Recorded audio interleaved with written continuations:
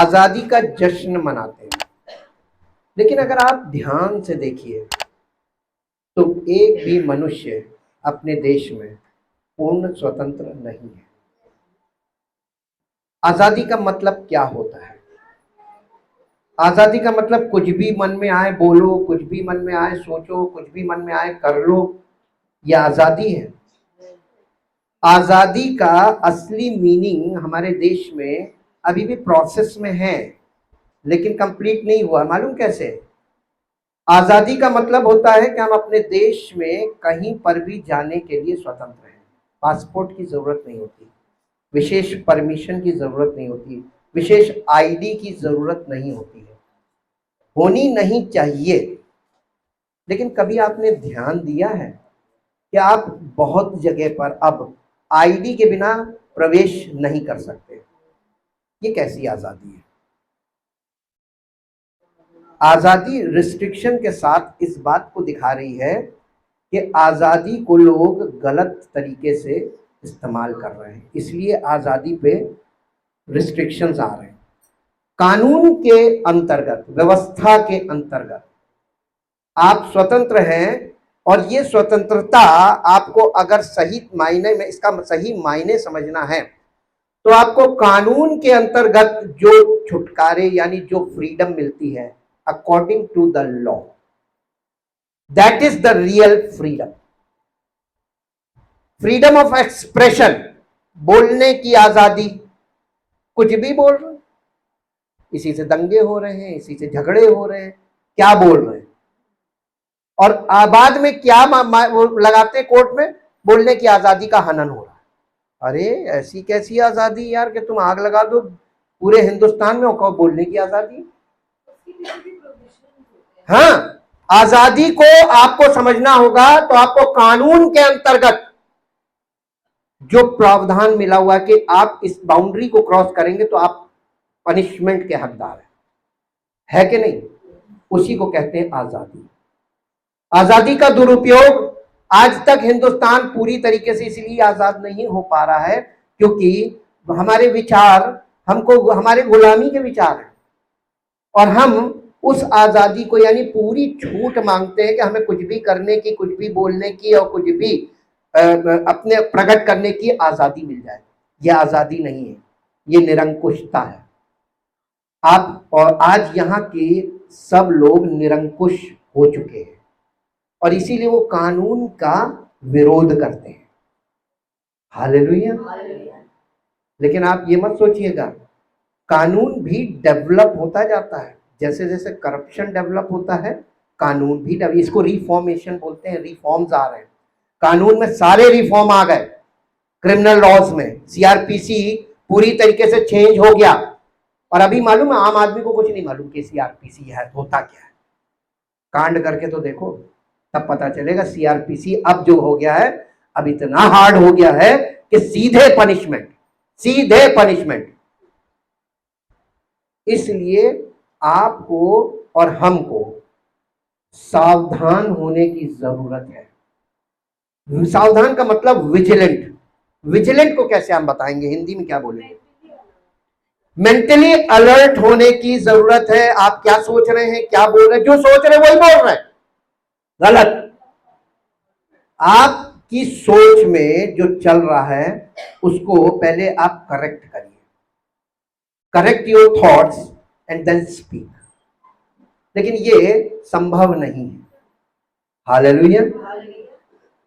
इसलिए आपको अगर पूरी आजादी का अनुभव करना है अपने जीवन में, तो आपको परमेश्वर के द्वारा, जब आप पाप से, पाप की शक्ति से, पाप के दोष से और पाप की उपस्थिति से पूरी तरीके से छूटेंगे, तब आप रियल फ्रीडम का अनुभव करें। क्योंकि आप कोई ऐसी बात नहीं बोलेंगे किसी को बुरा लगे, आप कोई ऐसी बात सोचेंगे नहीं तो बोलेंगे नहीं, और जब बोलेंगे नहीं तो आपका व्यवहार सबके साथ नॉर्मल हो जाएगा।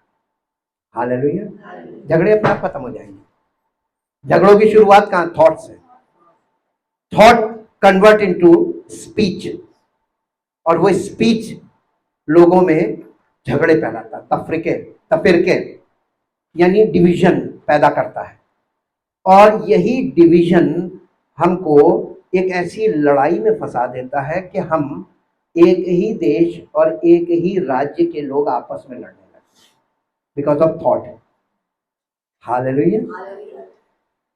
आप लोग देख रहे होंगे कि परमेश्वर का वचन जिन जिन के हृदय में उतर रहा है काम कर रहा है, और जिनके हृदय में अभी नहीं उतर रहा है वहां काम नहीं हो रहा है। उनका हृदय सुप्तावस्था में है। सुप्तावस्था का मतलब समझते हैं? निष्क्रिय है, अभी उसमें कोई प्रतिक्रिया नहीं हो रही है। हाँ, कुछ नहीं, उनको कुछ पता ही नहीं चल रहा ये हो क्या रहा है। आप लोग ध्यान धर के सुनते रहिए, बस करना कुछ नहीं है। जो कठिन काम है वो मालूम क्या है? नहीं, कठिन काम क्या है? कलीसिया में बने रहना। ये आपके लिए क्रूस उठाने के बराबर है। कलीसिया में नहीं बने रहेंगे, क्योंकि जैसे ही वचन काटेगा आप भागेंगे, लेकिन भाग के जाओगे कहां? हम आपको एक एग्जाम्पल देते हैं। हम उत्तर प्रदेश के निवासी हैं। हाँ के ना? आपको उत्तर प्रदेश शासन से प्रॉब्लम है तो आप बगल वाले राज्य में जा सकते हैं जहां कोई और शासन है, लेकिन कितने दिन वहां रहेंगे? क्योंकि आप मूल निवासी कहां के हैं।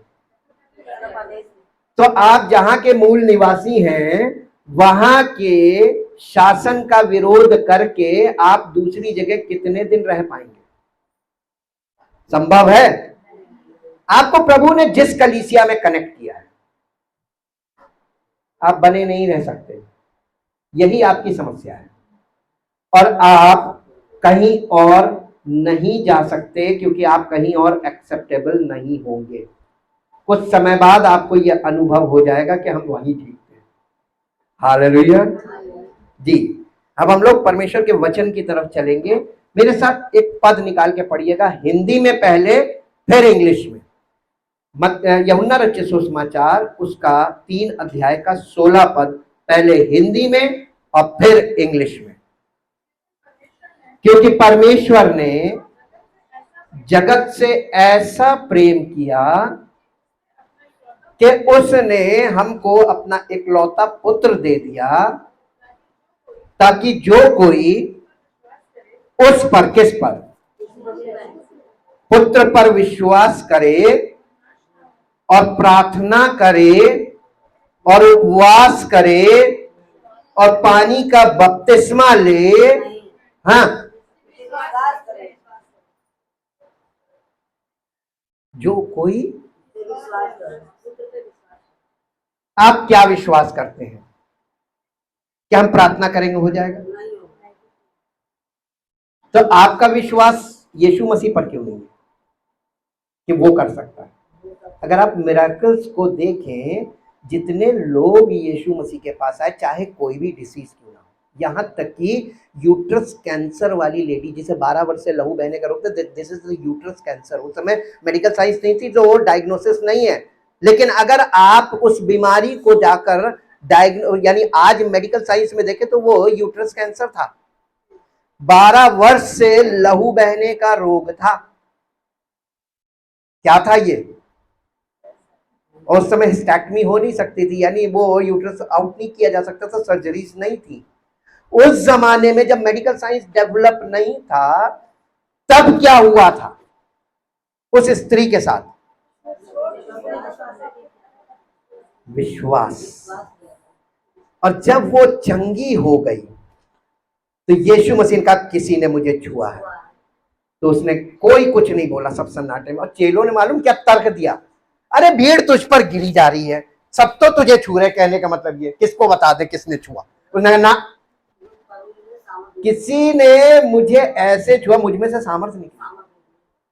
इसका मतलब यीशु मसीह को जब हम छूते हैं तो यीशु मसीह को पता चल जाता है कि उसके अंदर से कुछ निकला, पावर निकली। जब उस स्त्री ने देखा कि वो छिप नहीं सकती तो वो धीमे से आई, कहने लगी मैंने तुझे छुआ। उसने कहा जा, मैंने तुझे चंगा किया। नहीं, कैसे चंगी हुई थी? उस स्त्री का विश्वास मालूम आगे लिखा, वो क्योंकि वो अपने मन में कहती थी। क्या कहती थी?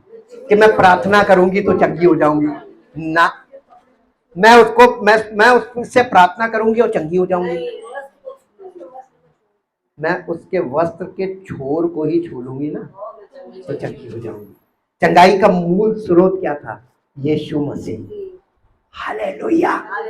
आज लोगों ने क्या कन्वर्ट कर दिया है? प्रार्थना करो, चाहे विश्वास करो या ना करो, प्रार्थना करो। और प्रार्थना कहीं क्यों फेल हो रही है? क्योंकि प्रार्थना जो कर रहा है उसका विश्वास नहीं काम करेगा, जिसके लिए कर रहा है वो विश्वास ही नहीं कर रहा है, तो कहां से काम होगा? हालेलुया। इसलिए हम प्रार्थना करने में बिलीव नहीं करते। करवाने वाले के अंदर अगर विश्वास नहीं है तो हम वो ज्यादा करता है तो हम कर तो देते हैं, लेकिन हमें ये पक्का मालूम रहता है कि कुछ होगा नहीं। इसलिए हम उसको काउंसिल जरूर करते हैं, चाहे वो मेरी बात का बुरा माने, दोबारा बात ही नहीं करेगा, बोल जरूर देते हैं ये प्रार्थना से होगा नहीं। सरेंडर योर लाइफ, आपको बिलीव करना पड़ेगा। You want, you believe. हम जो हमें जो चाहिए उसके लिए हम विश्वास करते हैं, वो हमको मिलता है। आपको जो चाहिए उसके लिए आप विश्वास करिए तो आपको मिलेगा। हालेलुया। परमेश्वर ने जगत से ऐसा प्रेम किया कि उसने अपना इकलौता पुत्र दे दिया, ताकि जो कोई उस पर, किस पर?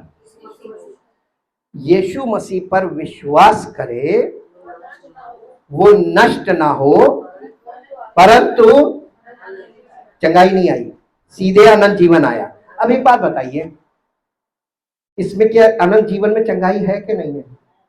आप लॉन्ग लाइफ तक कैसे जिंदा रह सकते हैं बिना चंगाई के? हर बीमारी आपको मृत्यु की ओर ले जाती है। अनंत जीवन का मतलब क्या है? The promise of eternal life का मतलब क्या है? Healing, full of healing, life full of healing. You want? आपको चाहिए? कैसे मिलेगी? प्रार्थना करने से, पानी का बपतिस्मा लेने से, बाइबल पढ़ने से, प्रचार करने से। हाँ, फिर कैसे मिलेगी?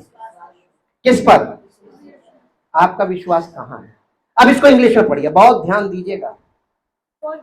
For God so greatly loved and dearly prized, उपहार, prized the world, उसने संसार को एक उपहार दिया, एक गिफ्ट दिया।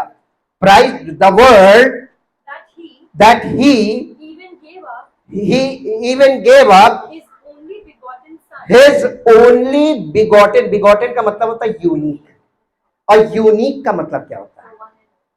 The one and only. आप देखते होंगे, आप सारे लोगों की, जितने हिंदुस्तान में यीशु मसीह को मानते हैं, उनकी प्रार्थना सुनिएगा। मैं एक ऑब्जर्वेशन आपके सामने रख रहा हूं, आप प्रार्थना सुनिएगा। वो प्रार्थना क्या करते हैं? यीशु मसीह के नाम से, कोई कहता है यीशु नासरी के नाम से, कोई कहता है यीशु मसीह के नाम से, यीशु के नाम से, यीशु मसीह के नाम से, यीशु नासरी के नाम से। नहीं, यूनिक सन है। और आप हमको देखिएगा, जब भी हम प्रार्थना करते हैं, एक परमेश्वर के इकलौते पुत्र प्रभु Yeshu Masih, the only one. नहीं, हम यीशु मसीह बोलते हैं। There are so many Jesus in the world. Bible बताती है बहुत से यीशु थे, और कई यीशुओं का जिक्र है इसमें। एक यीशु बार जोना था, उसमें कितने यीशु थे। आप कौन से यीशु? नासरी का मतलब होता है, नासरी का मतलब होता है नाजराइट, और इसका मतलब होता है, अगर आप स्टडी में जाए तो इसका मतलब होता है श्रापित। हम श्रापित यीशु के नाम से, जब आप कहते हैं यीशु नासरी, इसका मतलब श्रापित यीशु, कर्स जीसस के नाम से। आप क्या बोल रहे हैं? वो नासरी कहलाया, श्रापित कहलाया। इसीलिए पौलुस ने गलातियों को लिखा कि वो हमारे लिए श्रापित बना। आप कौन से यीशु के नाम से प्रार्थना कर रहे हैं? The only unique. यूनिक का मतलब द ओनली वन, उसका बराबर कोई दूसरा था ही नहीं, और ना आज तक है। तो आप जब इकलौते पुत्र को बोलते हैं, इसका मतलब आप यूनिक सन के बारे में बात कर रहे हैं। योर वर्ड्स, उसका जो है वैल्यू है, हर वर्ड की एक वैल्यू है। बाइबल में आपको मालूम है, एक बहुत खास बात बताएं, बाइबल के अध्ययन में बहुत लोग घुस गए, लेकिन मूल तत्व छूट गया। मूल तत्व क्या था? मसीह। बाइबल का मूल तत्व है मसीह। लोग मसीह से अलग होकर ज्ञान में घुस गए बाइबल के। ये बाइबल जो है ना, इसके अगर आप KJV प्लस वर्जन देखें, बहुत यानी रेयरेस्ट है चीज। ई सोर्ड जो बाइबल सॉफ्टवेयर है उसमें आपको ये वर्जन मिलेगा। ये एक ऐसा वर्जन है, according to the KJV plus version, Bible में जितने भी शब्द लिखे हैं हर शब्द का एक अंक है, एक नंबर है, हिब्रू में भी और ग्रीक में भी। जब हम हिब्रू और ग्रीक के लेक्सिकॉन्स में जाते हैं, जो डिक्शनरी जिसको बोलते हैं, उसमें वो नंबर से ही आपको वो वर्ड मिलेगा और उसके बारे में हिस्ट्री पूरी होगी कि ओरिजिन ऑफ द वर्ड और उसका इंग्लिश ट्रांसलेशन, फिर उसके पर्यायवाची सिनोनिम्स और एंटोनिम्स, ये सारी चीजों को कंपेयर करके वहां पे बताया जाता है कि यहां पर लिखे इस बात का ये मतलब है। कितना लेंदी प्रोसेस है। हालेलुया। अगर कलीसिया में गिफ्टेड पर्सन प्रभु यीशु मसीह की ओर से व्यक्ति नियुक्त ना किए जाए तो लोगों को ये वचन की सच्चाई खोल खोल कर बताएगा कौन? आम व्यक्ति तो ये काम नहीं कर सकता है। हालेलुया। तो आम व्यक्ति जो कलीसिया में आता है उसकी जिम्मेदारी क्या है? कलीसिया में बने रहो। और ये टफ चीज है, हम आपको बार बार बता रहे हैं, ये टफ है। उचित समय पे प्रभु तुमको बढ़ाएगा, उसको मत। सेल्फ प्रमोशन कलीसिया में एक बहुत बड़ी समस्या है और ये पहली सदी की कलीसिया चली आ रही। सेल्फ प्रमोशन का मतलब समझते हैं? खुद को ये प्रकट करना कि मैं भी कुछ हूं। हालेलुया, मैं भी कुछ हूं। तो वो रिबेलियन में आता है, बलवे में आता है कि आप परमेश्वर की विधि का, उसके प्लान का, उसकी योजना का विरोध कर रहे हैं। खड़े नहीं होना चाहिए। यानी अब आप देखिए क्या लिखा हुआ है? So prized that he even gave up is only begotten. Begotten में आगे ब्रैकेट में कुछ लिखा होगा, यूनिक। बिगॉटन का मतलब है unique, unique son, so that whoever का मतलब क्या होता है? एवर का मतलब क्या होता है? किसी भी युग में, किसी भी युग में जो कोई, whosoever का मतलब जो कोई, एवर का मतलब जब कभी, जो कोई जब कभी उस पर विश्वास करे। लिटरल ट्रांसलेशन में इंग्लिश में जा रहे हैं तो क्या होगा? बिलीव्स का मतलब क्या हुआ है? बिलीव्स इन का मतलब, ट्रस्ट इन का मतलब बताइए। एक होता ट्रस्ट और एक होता ट्रस्ट इन। ट्रस्ट इन, इसको थोड़ा हम डिटेल में आपको बता दें।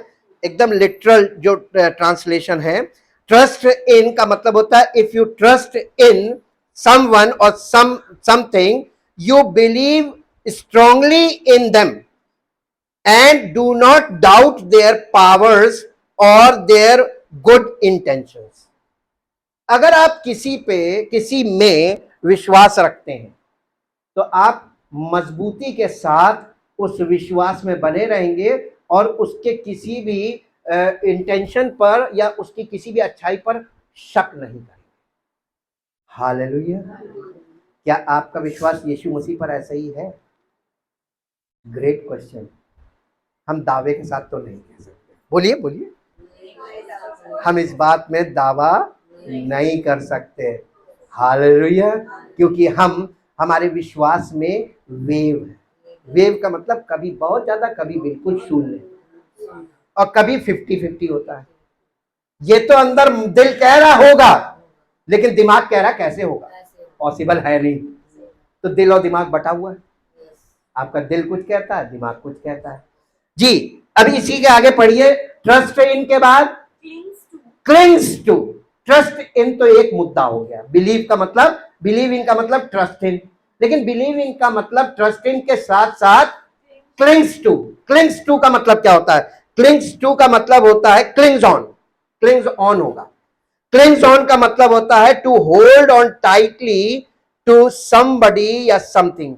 किसी को मजबूती से पकड़ लेना, लिपट जाना, उसके साथ जुड़ जाना। जब आप किसी पर भरोसा रखते हैं कि ये मुझे धोखा नहीं देगा, कंफर्म है, तो आप उसको कस के जकड़ लेते हैं, है ना?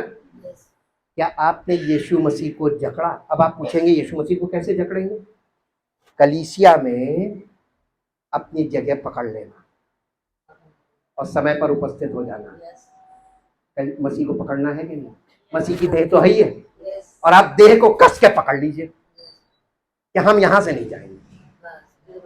हालेलुया। ये है विश्वास। और तीसरा पॉइंट क्या लिखा है? Relies on. ये और थोड़ा सा अपग्रेडेड वर्जन है।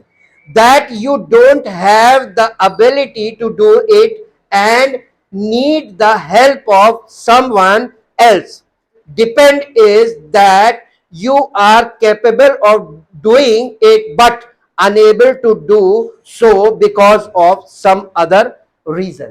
यानी आपको ये लगता है कि हम ऐसा करने की हमारे अंदर क्षमता है, हम कर लेंगे, लेकिन आपको इसके साथ ही साथ ये भी मानना पड़ेगा कि आपको यदि मदद ना करे प्रभु तो आप कर नहीं पाएंगे, आप उस पर निर्भर रह नहीं पाएंगे जब तक वो आपको मदद ना करे।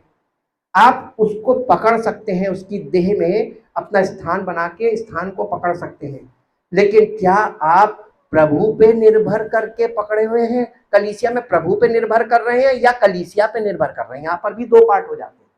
आज बहुत से लोग कलीसियाओं पर निर्भर हो गए, प्रभु पे निर्भर नहीं। फॉल्ट मिला? और ये पद आपने कितनी बार सुना होगा, कितनी बार पढ़ा होगा, लेकिन इसको इंग्लिश में कभी नहीं पढ़ा, एम्प्लीफाइड में, जहां खुलासा है जी। Relies on him shall not perish, come to destruction, be lost, but have eternal everlasting life. अनंत जीवन उसको मिलेगा जो ये 3 पॉइंट पर, जिसके विश्वास में ये 3 पॉइंट पूरे हो जाएंगे। क्या आपके विश्वास में ये 3 पॉइंट पूरे हैं किसी के? हालेलुया।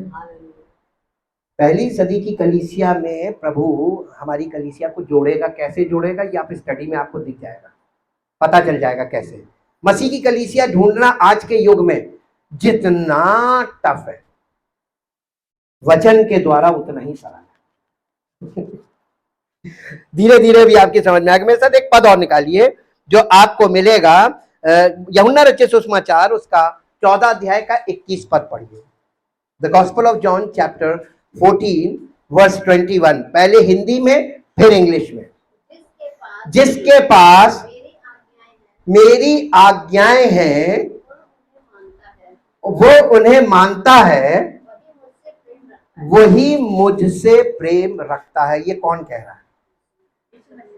यीशु मसीह क्या कह रहे हैं? जो जिसके पास मेरी आज्ञा, या ये तो नहीं कह रहा ना जिसके पास बाइबल है और जो बाइबल को पढ़ता है और प्रार्थना करता है, जो जिसके पास मेरी आज्ञाएं हैं। यीशु मसीह की आज्ञाएं आपको व्यक्तिगत तौर पे तो दी नहीं जाएंगी। जब आप कलीसिया में आएंगे तो प्रभु अपनी इच्छा प्रकट करेगा, वही आज्ञा है कि ये मत करो, ये करो, यही आज्ञा है। जिसके पास मेरी आज्ञाएं हैं और वो उन्हें मानता है, जिसके पास मेरी आज्ञाएं हैं और वो उन्हें सुनता है। और सुनने और मानने में क्या अंतर है? नहीं, एक बात है। सुनना, कान से सुना, इधर से सुना, इधर निकाल दिया, सुनता और। अब आप देखिए कि आप कहां खड़े हैं। सुनने वाले पे उसने एक दृष्टांत दिया था बीज बोने का। 3 प्रकार के तो 4 प्रकार के सुनने वाले थे, जिसमें से एक ही प्रकार के सुनने वाले सही। अब आप कौन से वाले हैं? वो बीज बोने वाले दृष्टांत पे जाके देखिएगा, वो आईना है, और देखिएगा कि आप कौन से वाले में खड़े जी। जो मेरी आज्ञाएं, जिसके पास मेरी आज्ञाएं और उन्हें मानता है, वही मुझसे प्रेम रखता है। आप यीशु मसीह कभी मत कहिएगा मैं आपसे बहुत प्यार करता हूं, दावा मत ठोकिएगा, पतरस ने भी ठोका था, अरे मैं तो तेरे साथ मरने को तैयार हूं। यीशु मसीह ने तुरंत कहा है मरने को, अभी 3 बार तू मेरा इनकार करेगा, और खट से हुआ। यीशु मसीह को सारे इंटेंशन मालूम क्यों? यीशु मसीह ने क्यों बता दिया था? एडमिक नेचर, आदम वाला स्वभाव बहुत जल्दी भावुक होता है, और भावुक होके बड़े बड़े दावे कर देता है, और थोड़ी देर बाद पलट जाता है। इसीलिए तो कहा गया तुम्हारा दिल धोखेबाज। इस तरीके का हृदय जब तक हमारा एडमिक नेचर है तब तक हम मसीह के विषय में दावा ना करें तो ज्यादा अच्छा, क्योंकि वो स्थिर नहीं होगा, सफल नहीं होगा जी। अब यीशु मसीह कह रहे हैं जिसके पास मेरी आज्ञा है और उन्हें मानता है वो मुझसे प्रेम रखता है, ये प्रमाण है। और जो मुझसे प्रेम रखता है उससे मेरा पिता भी प्यार रखे करेगा। अब आप क्या चाहते हैं, पिता आपसे प्यार करें? तो पहले आपको कुछ करना है, यीशु मसीह की बातों को मानिए जो उसने कहा है। और उसने आपको कोई काम नहीं बोला, प्रार्थना करो नहीं बोला है, प्रीचिंग करो नहीं बोला है, टीचिंग करो नहीं बोला है, क्या बोला है? आज्ञा क्या है? यीशु मसीह की आज्ञा क्या है? आप लोग को नहीं मालूम? यीशु मसीह की एक ही आज्ञा है, आपस में प्रेम रखो। कितने लोग मानते हैं? अगर तुम आपस में प्रेम रखोगे तो मेरा पिता तुमसे प्यार करेगा, सिंपल। अब आप ये बताइए कठिन चीज क्या है? आपस में प्रेम रखना। प्रेम रखना नहीं, प्रेम तो हम रखते हैं, मोबाइल से प्रेम रखते हैं, अपनी स्वार्थ की इच्छाओं पे प्रेम रखते हैं, अरे ये चीज हमको चाहिए, ये चीज हमको चाहिए, अपनी सब स्वार्थ की बातों में हम बहुत प्यार करते हैं, और जहां से स्वार्थ सिद्ध होना वहां प्यार करते हैं। इन्हें पकड़े रहो, यहीं से मिलेगा सब कुछ। ये स्वार्थी प्रेम है। यीशु मसीह कह रहा तुम आपस में प्रेम रखो। आपस में प्रेम रखो का मतलब क्या है? एक दूसरे की सहो, एक दूसरे की सुनो। कितनी सहते हैं? एक छोटी सी बात को लेकर हम लोग तिल का ताड़ बना के बैठ जाते।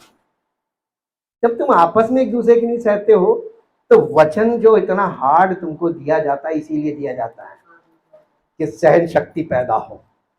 हालेलुया। आपस में एक दूसरे की नहीं सहते, हर घर में, हर घर में, इमीडिएट रिलेशंस में भी है, आपस में नहीं सहते। आपको मालूम है, मेरी उम्र देखिए, क्या मैं बिना सहे, हमारे बच्चे बड़े हो गए, बिना सहे हमारे बच्चे आज यहां तक पहुंच गए, हमारे बराबर से, हमारे से ऊपर हो गए, हमसे ज्यादा हेल्दी हो गए, बिना सहे। कितना? जितना हमने सहा सबको सहना पड़ेगा, और सहोगे नहीं तो रहोगे नहीं। फॉर्मूला सिंपल है, क्योंकि हाइपरटेंशन, शुगर, ये तुमको चपेट ले। करो टेंशन, कितनी करोगे? करो मन मुटाव। जब आपको मालूम है, आप मेडिकली बता रहा हूं, जब आप मुंह फुला के और मन खराब मन के साथ रात में सोते हैं, ये मेडिकली बता रहा हूं, आपके शरीर में व्याधियां उत्पन्न होंगी, मानसिक में भी और बॉडी में भी। अब हीलिंग कहां से लाओगे? एक एक पार्ट के बॉडी के अलग अलग बड़े बड़े विभाग खुले हुए, जाओ लगाओ चक्कर। जितना आप बुद्धि की साइड भागोगे उतना पैसे की मार पड़ेगी, और जितना आप प्रभु की ओर आओगे फ्री में चंगाई मिल जाएगी। अब आपको चुनाव करना है, किधर जाना चाहते हो? हैं? अरे जिस जमाने में मेडिकल साइंस डेवलप नहीं थी, प्रभु ने कौन सी बीमारी थी जो चंगी नहीं की?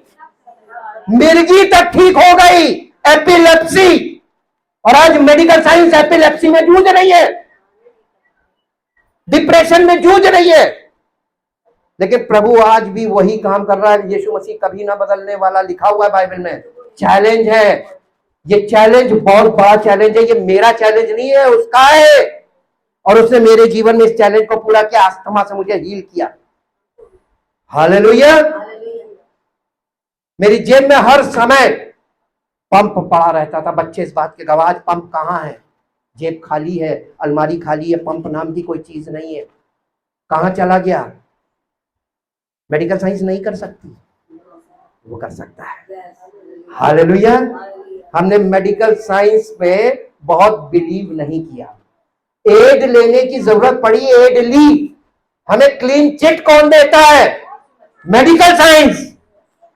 हमारा एक्सीडेंट हुआ, आंख सुर्ख लाल थी ये वाली, इतनी और इतना स्वेल थी कि मुझे 3 बार पीजीआई के अंदर आई विभाग में लाइन लगानी पड़ी। अजीता मेरी गवाह है। और वो मेरी आंख फाड़ फाड़ के उसमें वो बहुत मशीनों से उसने चेक किया, कई राउंड, इधर जाओ उधर जाओ उधर जाओ, विजन सब चेक कर लिए, विजन में भी कोई प्रॉब्लम नहीं निकली, जितना एक्सीडेंट से पहले था उसका बाद में। अब वो बड़े चक्कर में उन्होंने बड़ा कोशिश की, कुछ निकल आए कुछ निकल आए कुछ निकल आए, कुछ नहीं निकला। जब लास्ट हम वहां पे गए तो वहां पे झंझट हो गई, झंझट हो गई तो कहने लगी नहीं देखेंगे। तो इसने हमसे पूछा पापा क्या करें? हमने कहा चलो बेटा हमारे आंख में कुछ नहीं है, परेशान मत हो। हमारी आंख में कुछ नहीं है, जिसकी आंख में सब कुछ दिखाई दे रहा है वो गवाही दे रहा है, हमें दिख रहा है, तो हम काहे उनके चक्कर में पड़े। और हम चले आए और आज तक हमारी आंख में कुछ नहीं, आराम से देख रहे हैं। हालेलुया। हमने किस पे विश्वास किया? अपने प्रभु पे, जिसने मुझे अस्थमा ठीक किया। यार ये सब चीजें छोटी छोटी है। हालेलुया। विश्वास करना और विश्वास में बने रहना दोनों अलग चीज है। विश्वास करना स्पॉन्टेनियस वर्क है, लेकिन विश्वास में बने रहना ये एक प्रोसेस है। बिना आप इस प्रोसेस में स्थिर नहीं रह पाएंगे, क्योंकि परिस्थितियां अप्स एंड डाउन्स आएंगे लाइफ में और आपके विश्वास पे चोट करेंगे। जी, जिससे जो कोई मुझसे प्रेम रखेगा उससे मेरा पिता, देखिए सीक्वेंस देखिएगा, जब आप यीशु मसीह की आज्ञा को मानेंगे, आज्ञा क्या है? आपस में प्रेम रखो। प्रेम रखने का मतलब एक दूसरे को सहो। आप शुरू तो कीजिए सहना, रिवॉर्ड आपको मिलेगा। सहने का रिवॉर्ड क्या है मालूम है? किसी को किसी पर दोष देने का कोई कारण हो भी तो भी एक दूसरे को क्षमा करो। जितना आप दूसरों को क्षमा करेंगे उतनी क्षमा आपको मिल जाएगी।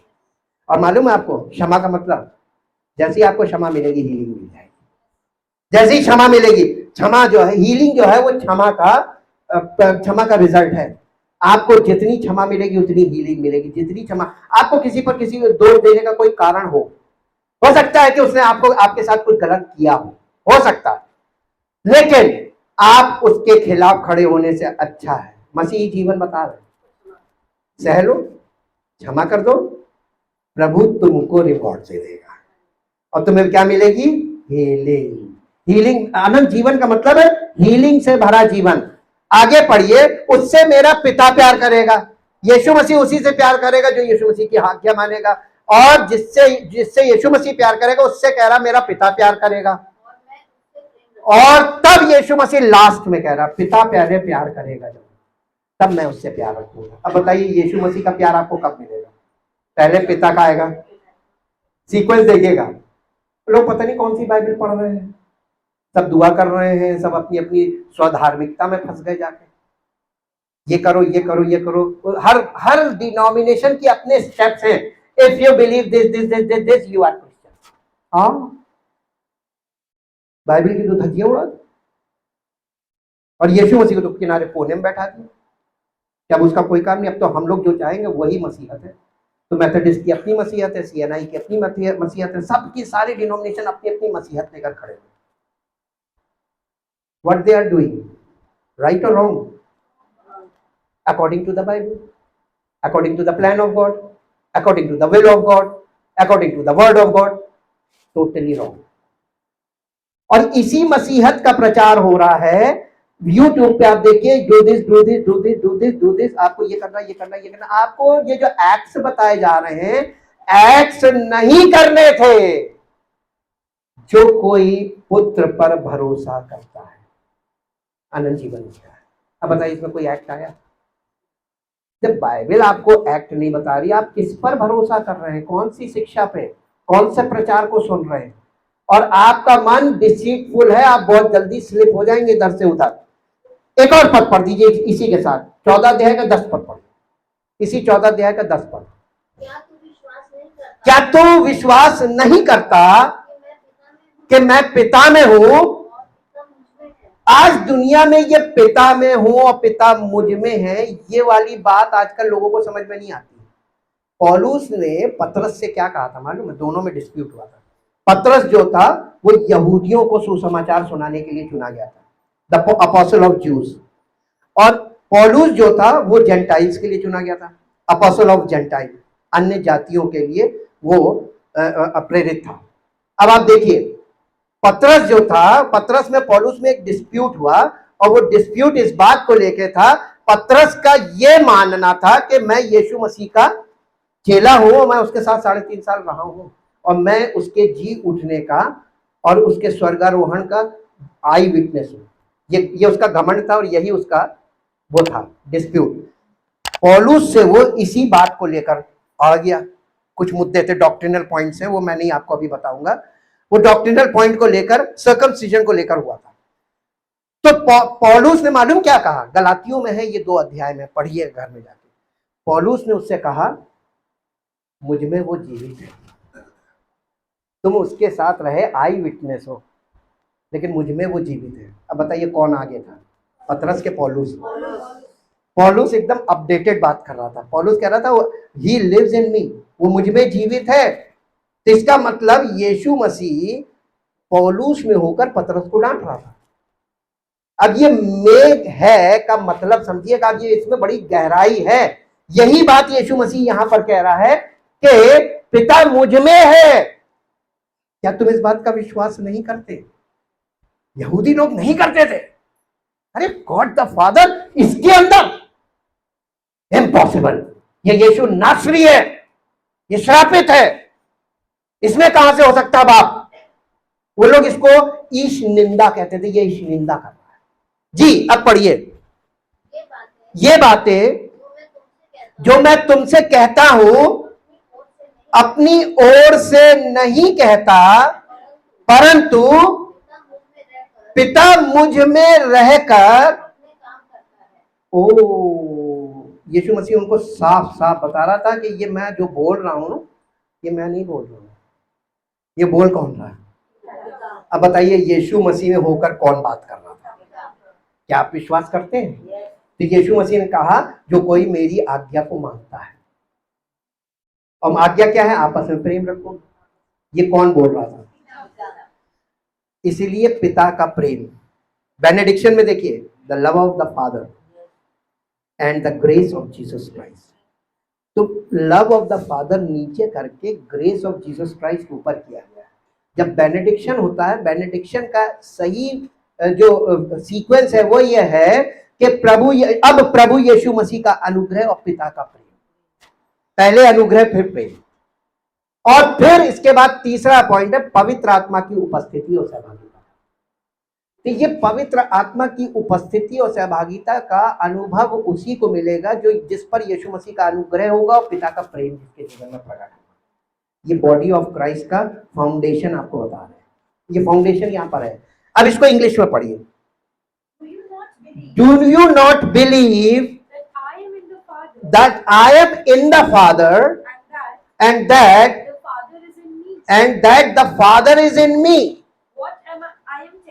What I am telling you, I do not say on my own authority and of my own accord, but the Father who lives continually in me does his works, his own miracles, deeds of power. अब ये बताइए, यीशु मसीह के पास लोगों को चंगाई मिलती थी, ये कौन चंगाई देता था? यीशु मसीह। आप प्रेरितों के काम में भी जाके पढ़े तो वहां पर भी यही लिखा हुआ है कि यीशु नासरी एक मनुष्य था जिसका परमेश्वर की ओर से होने का प्रमाण उन आश्चर्य कर्मों और उन चमत्कारों के द्वारा जो पिता उसमें रहकर करता था। Who does the miracles through Jesus? God the Father. और परमेश्वर पृथ्वी पर चला एक मनुष्य की देह में, और लोगों ने उसके साथ क्या व्यवहार किया। अब परमेश्वर को कोई मनुष्य का व्यवहार आज बता सकता है कि उस जमाने में जब इतना करप्शन नहीं था तब उसके साथ इतना बुरा हुआ, आज क्या हो रहा है इमेजिन करके देखिए। धज्जियां उड़ा के रख दी उसकी जी। Does his deeds of power, यानी सामर्थ के काम पिता कर रहा है मुझ में रहकर। वो बार बार यहूदियों को चेता रहा था कि तफरी मत करो, मेरे साथ मजाक मत करो, वो मुझ में है। ये तो केवल एक टैबरनेकल था, तंबू। जैसे मूसा के जमाने में तंबू में पिता उनकी अगुवाई कर रहा था, वैसे ही यीशु मसीह की देह में, इसीलिए यीशु मसीह की देह को टैबरनेकल बोला गया। और यीशु मसीह ने बाद में उसको टेंपल यानी परमानेंट घोषित कर दिया। जब उसने कहा था कि मंदिर गिरा तो मैं 3 दिन में खड़ा कर दूंगा, उसने अपने देह के मंदिर के विषय में कहा था। हालेलुया। आज लोग क्या कर रहे हैं? एक पद और निकालिए जो आपको मिलेगा, इफिसियों की पत्री, यूहन्ना रचित सुसमाचार 17 अध्याय 20 से 26 तक पढ़िए। यूहन्ना रचित सुसमाचार 17 अध्याय का 20 से 26। मैं केवल, अब यहां पे महायाजकीय प्रार्थना हो रही है। सबसे पहले यीशु मसीह ने अपने लिए प्रार्थना की, उसके बाद अपने चेलों के लिए, प्रेरितों के लिए प्रार्थना की, उसके बाद उसने आज और आगे तक के जितने भी लोग विश्वास में आएंगे मसीह में, उन सब के लिए एक साथ प्रार्थना की। और ये प्रार्थना ये थी कि मैं केवल इन्हीं के लिए यानी चेलों के लिए विनती नहीं करता, परंतु उनके लिए भी किनके वचन के द्वारा, किनके वचन के द्वारा नहीं, आउट ऑफ कॉन्टेक्स्ट मत जाइए। किनके लिए प्रार्थना कर रहा है? देखिए, तुक्के नहीं लगाया कीजिए। नहीं, चेलों के लिए तो प्रार्थना सेकंड लेवल में की, और अब यहां पे कह रहा है केवल इनके लिए नहीं, किनके लिए बोल रहा है? चेलों के लिए। चेलों के लिए कि मैं केवल चेलों के लिए जो जो मेरे प्रेरित हैं उन्हीं के लिए विनती नहीं कर रहा, बल्कि किनके वचन? मेरे चेलों के। आप लोग कॉन्टेक्स्ट से भटक क्यों जाते हैं? बाइबल आपके हाथ में है। सी इन द बाइबल, वचन में देखो किस कॉन्टेक्स्ट में बात हो रही है। संदर्भ से बाहर तुक्के लगाने से मालूम क्या होता है? ये भी निरादर है। नहीं मालूम है, चुप रहो, बोलो तब जब कंफर्म। माइनस मार्किंग चलती है। आप क्यों अपने ऊपर मुसीबत लाते हैं तुक्का लगा के? पूरी दुनिया में लोग यही काम कर रहे हैं, तुक्के लगा रहे हैं। ये नहीं होगा तो ये होगा, दो बातें बोल लो, वही तो एक सही होगी। नहीं, सही बोलिए, सही बोलिए, कंफर्म, क्योंकि बाइबल आपके हाथ में। हम तो बाइबल खोल के नहीं बोल रहे ना, हम तो बोल रहे हैं बाइबल आपके हाथ में। सी इन द बाइबल, आपको केवल सुनना नहीं है, पढ़ना भी है और बाइबल में देखना भी है। God wants to show us in the Bible. Written word में हमें कुछ दिखा रहा है। आप रिटन वर्ड में देखना नहीं मांगते, केवल सुनना मांगते, आंख का इस्तेमाल नहीं करते। यीशु मसीह क्यों दृष्टांत में बातें करता था? उसने कहा ये देखते हुए नहीं सुनते, यानी सुनते हैं केवल देखते नहीं, आंख बंद करके सुनते हैं। ब्लाइंड बिलीवर्स, आंख बंद करके सुनने वाले मत बनिए, खाली सुनने वाले मत बनिए, देख कर सुनिए और सुनकर देखिए, दोनों काम करने जी। किनके? अपने चेलों के लिए बोल रहा है कि ये देखिए, हम आपको बहुत खास बात बताएं, मसीह की कलीसिया किसको बोलते हैं? जिन्हें यीशु मसीह के चेले से जो शुरू होती है। अभी हम आपको दिखा देंगे कि कलीसिया की शुरुआत, foundation of the body of Christ, ये बॉडी ऑफ जीसस क्राइस्ट, यीशु मसीह का I will build my church. तो यीशु मसीह अपनी कलीसिया कैसे बनाएगा उसका प्रारूप उसने बताया था। जो मेरे इनके वचन सुनकर मुझ पर विश्वास लाएंगे उनके लिए क्या प्रार्थना की थी जी? कि वे सब कौन?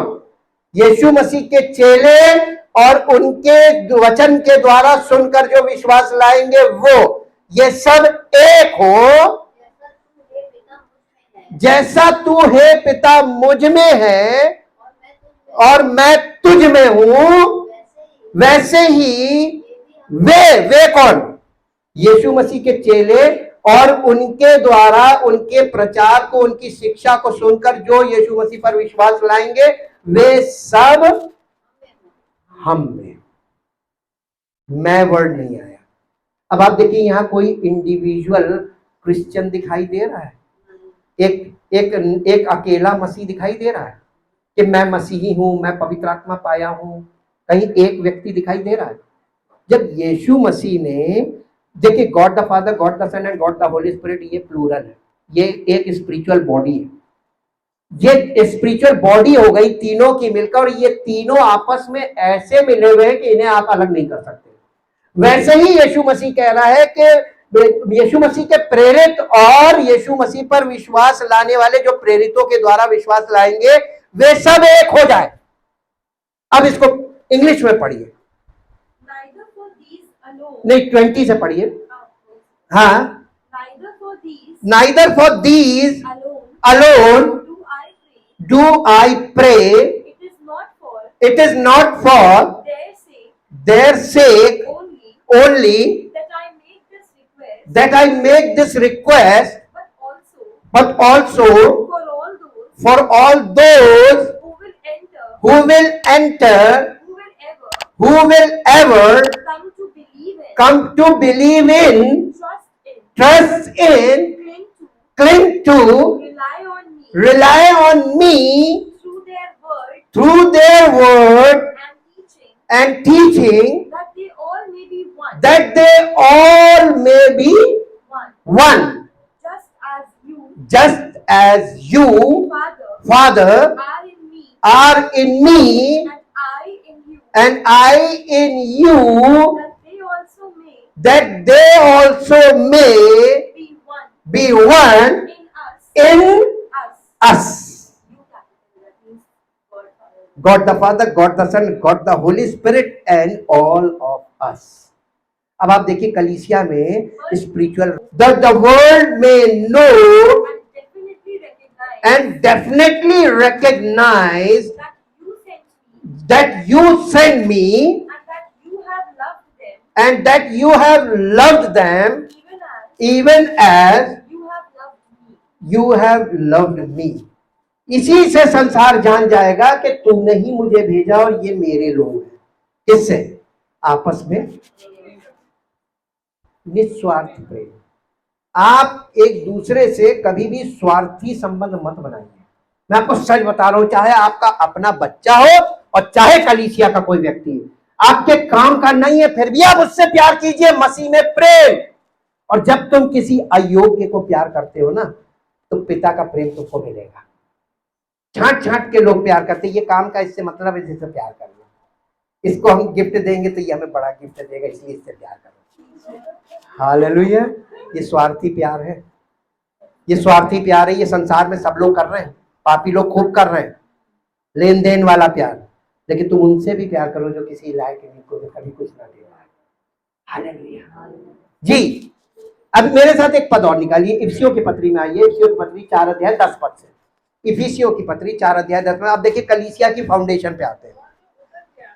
और जो उतर गया ये वही है जो सारे आकाश से ऊपर चढ़ भी गया कि सब कुछ परिपूर्ण करे। ये कौन है? यीशु मसीह जी।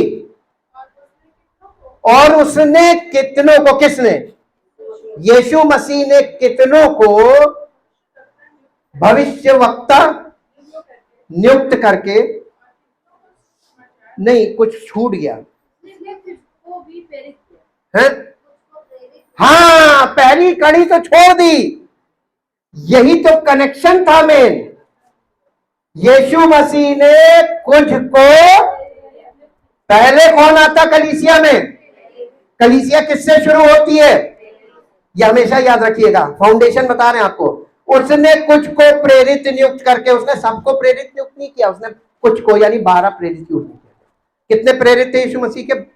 स्पेशल मैसेंजर बोलते हैं। और अपोस्टल का मतलब स्पेशल मैसेंजर भी है, अपोस्टल का मतलब है सेंट, भेजे गए, कलीसिया स्थापित करने के लिए भेजे गए। तो कितने भेजे गए थे? 12। ये 12 लोग जो भेजे गए थे ये यहूदियों के लिए भेजे गए थे। अन्य जातियों के लिए कितने भेजे गए? Only one, his name is Paul. पौलुस जो था वो अन्य जातियों का। हम लोग कौन है? तो हमारा प्रेरित कौन? तो सबसे पहले कलीसिया में सबसे पहले कौन आएगा? प्रेरित। हमारा प्रेरित पौलुस है। तो किसके हम फॉलोअर हैं? पौलुस के। अब ये पौलुस के हम अगर फॉलोअर हैं और उसके बाद वो कलीसिया में कुछ को भविष्यवक्ता नियुक्त किया। भविष्यवक्ता की मीनिंग अभी हम इंग्लिश में जाएंगे तो अभी क्लियर हो जाएगी। उसने कुछ को सुसमाचार प्रचारक नियुक्त करके दे दिया। ये सुसमाचार प्रचारक कौन थे? ये पौलुस की चिट्ठियों को, जब वो जेल में बंद था, सेवकाई रुकी नहीं, सेवकाई रुकी नहीं।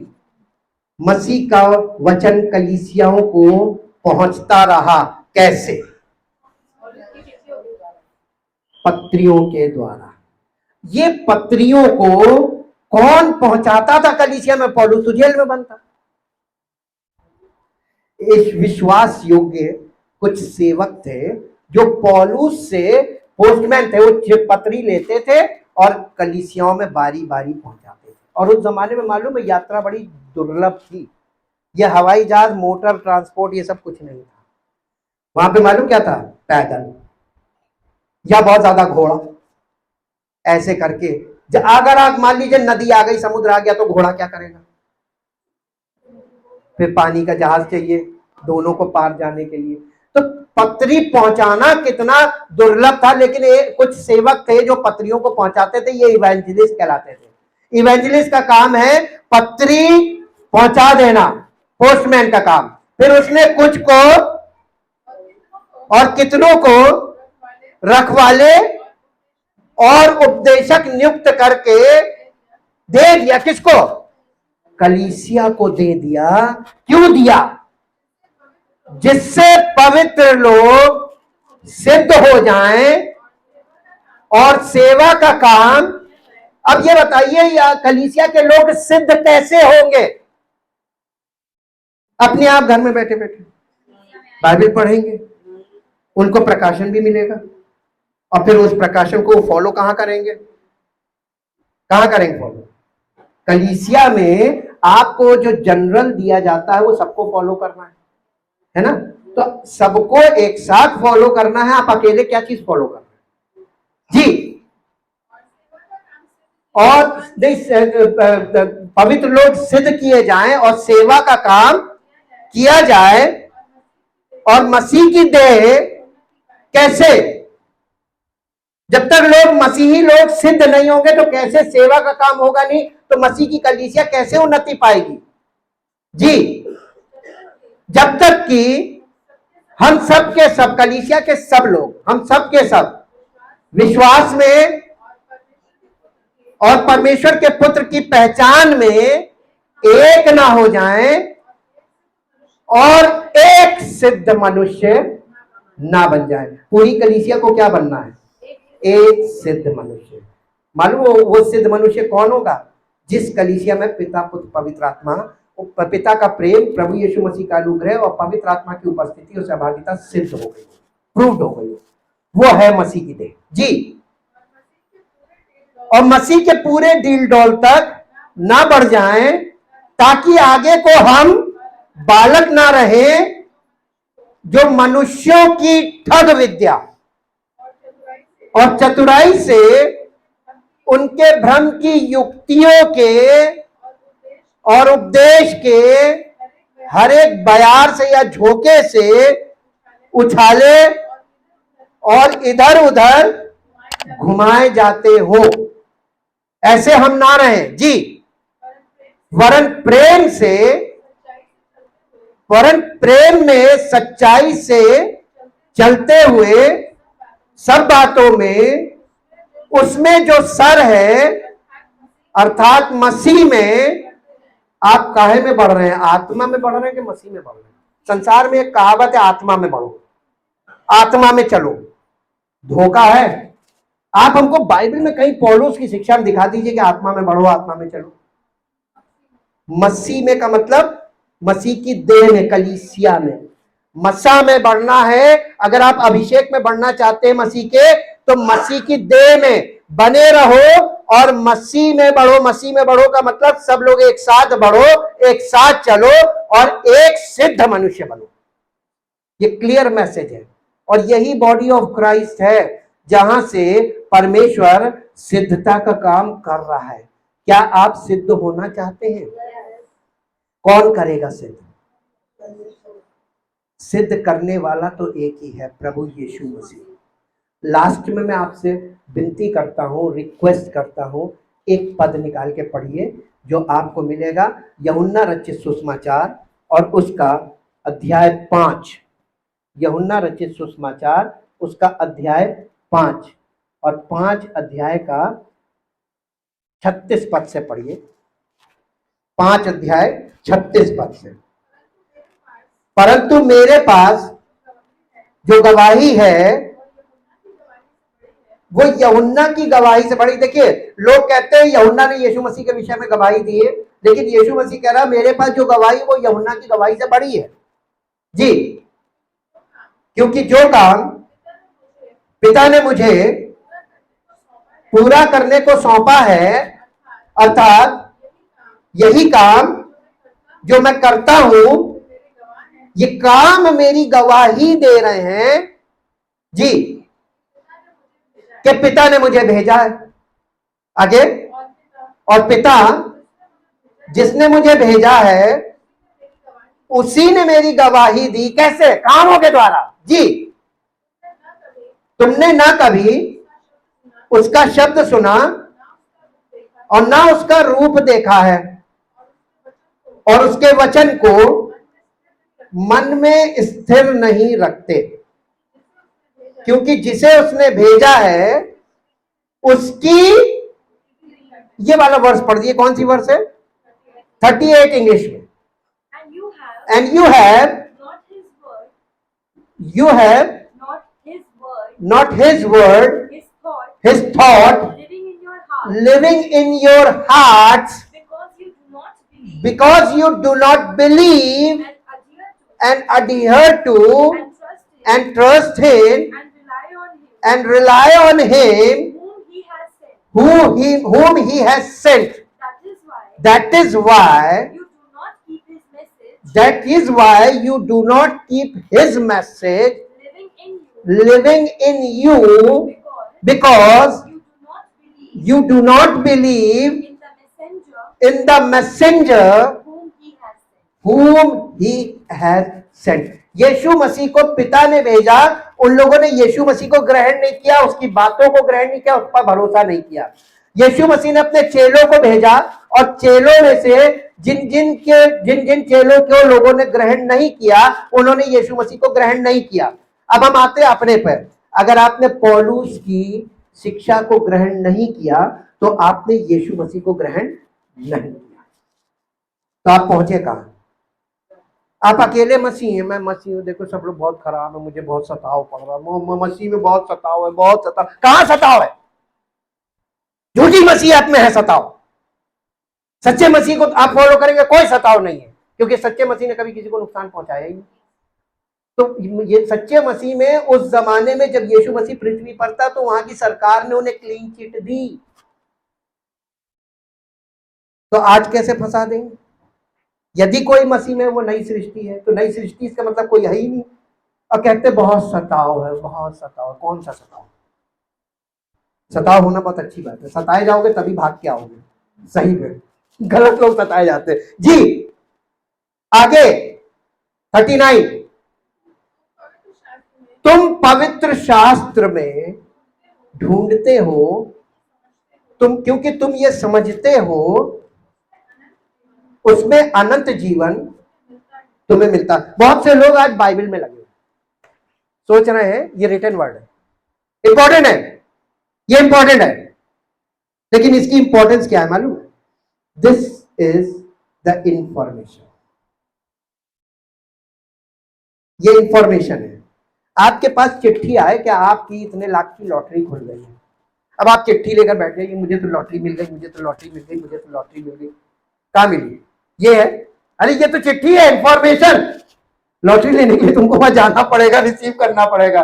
यही चीज यहां पर हो गई। तुम पवित्र शास्त्रों में ढूंढते हो, सोचते हो इसमें तुम्हें अनंत जीवन। आप बाइबल में घुस जाइए, पूरे आपको अनंत जीवन नहीं मिलेगा, लिख लीजिए। ये मैं नहीं कह रहा हूं, यीशु मसीह ने कहा। किसको मिलेगा? किसको मिलेगा? आगे पढ़िए। ये वचन, ये जो बाइबल है ना, ये यीशु मसीह की गवाही दे रही है। प्रॉब्लम क्या है मालूम है? अनंत जीवन किसी को नहीं चाहिए। जिसको चाहिए वो कलीसिया में हाजिर, और जिसको नहीं चाहिए वो बाइबल ढूंढो, ढूंढो, सारी जिंदगी ढूंढो। इससे पहले वाले भी ढूंढ के चले गए, तुम भी ढूंढ लो। यीशु मसीह ने ये चैलेंज किया था यहूदियों लोगों को, जो बहुत शास्त्रों के मानने वाले थे। वो यीशु मसीह की बातों बिलीव नहीं करते थे, शास्त्रों में जाके घुस जाते थे, ये गलत बोल रहा है, ये गलत बोल रहा है। शक, मसीह पर विश्वास करने वाले शक्की नहीं होते हैं, बच्चे की तरह होते हैं जो कह दो मान ले जी। और तुम इनमें ढूंढते हो, सोचते हो कि अनंत जीवन तुम्हें मिलेगा। ये वे है जो मेरी गवाही देते हैं, फिर भी तुम अनंत जीवन पाने के लिए मेरे पास, लोग कलीसिया में नहीं आना मानते। अनंत जीवन नहीं चाहिए हमें, बस बाइबल की बातें सुन रहे हैं, हमें बहुत अच्छा लग रहा है, प्रभु का धन्यवाद हो इसी के लिए। अरे अनंत जीवन देने के लिए बुला रहा है। यह आपको जो वचन भेजे जा रहे हैं, ये मैसेज है। देखो, समझो, और क्या करो? अनंत जीवन पाने के लिए आओ। ये आओ, आओ वाले में सब कट जाते हैं। नहीं, हम ठीक है, हमको अनंत जीवन, तुमको अनंत जीवन नहीं चाहिए, तुम्हें केवल बाइबल की बातें ही पसंद है, तुम बाइबल की बातों में उलझे हुए हो। और ये दशा आज की है। बताइए, आप आज कलीसिया का कोई वैल्यू नहीं रह गई। उस जमाने में पौलुस जब जेल में बंद था, तब भी परमेश्वर का वचन हर कलीसिया में पहुंच रहा था, चिट्ठियों के द्वारा, पत्रियों के द्वारा, ताकि कलीसिया वचन में और पौलुस के निर्देशों में बनी रहे। कितनी अच्छी बात थी। आज जब यहाँ पे लॉकडाउन हुआ पूरे वर्ल्ड में, तो लॉकडाउन से यही सेवकाई चालू हो गई, ऑनलाइन। वही है पत्री। अब ऑनलाइन तो आज का आधुनिक युग जो है, वो आपको हर बात जो कलीसिया में हो रही है, क्या बताया जा रहा है, आप तक पहुंच जाए, अपडेट रहे। लेकिन इसका मतलब ये नहीं कि हाजिर ना हो। हालेलुया। संडे को आप हफ्ते भर नहीं आ रहे, माफी, हफ्ते भर परमेश्वर ने आपको काम करने की अनुमति दी है, लेकिन संडे को आपको हाजिर होना है। हालेलुया। परमेश्वर के वचन का अर्थ ना ढूंढिए, बल्कि परमेश्वर की आज्ञा मानिए, तो आपको उद्धार मिल जाएगा। अर्थों के चक्कर में ना रहिए। Thank you, thank you, thank you. कितने लोग चाहते हैं कि परमेश्वर की अद्भुत महिमा को देखें। आपको मसीह के साथ एक होना पड़ेगा, पिता पुत्र पवित्र आत्मा के साथ एक होना पड़ेगा, और ये इंडिविजुअली संभव नहीं है, लेकिन कलीसियाई तौर पर यह संभव है अगर पौलुस के द्वारा हम यीशु मसीह को अप्रोच करेंगे। तो पौलुस का एक चेला था, उसका नाम क्या था? किसी को नहीं मालूम? नहीं, पौलुस का जो चेला था, जो सेवकाई में उतर आया था, पास्टरल लेटर्स लिखे उसने, तिमोथियस। हम डायरेक्ट पौलुस को अप्रोच नहीं करेंगे, हम तिमोथियस के थ्रू पौलुस तक पहुंचेंगे, क्योंकि हम लोग उन दोनों से भी नीचे हैं। तिमोथियस के थ्रू पौलुस तक हमें पहुंचना है, और पौलुस के द्वारा हमें मसीह तक पहुंचना है, और मसीह के द्वारा हमें परमेश्वर तक पहुंचना है। ये बताइए, कनेक्शन चल रहा है कि नहीं चल रहा है? इंडिविजुअल लोग ये कनेक्शन नहीं मानते, वो सेल्फ एंटिटी बन के खड़े हो जाते कि हम मसीह में।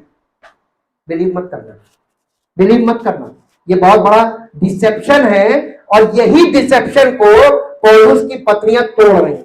इसी को आपको समझाया जा रहा है।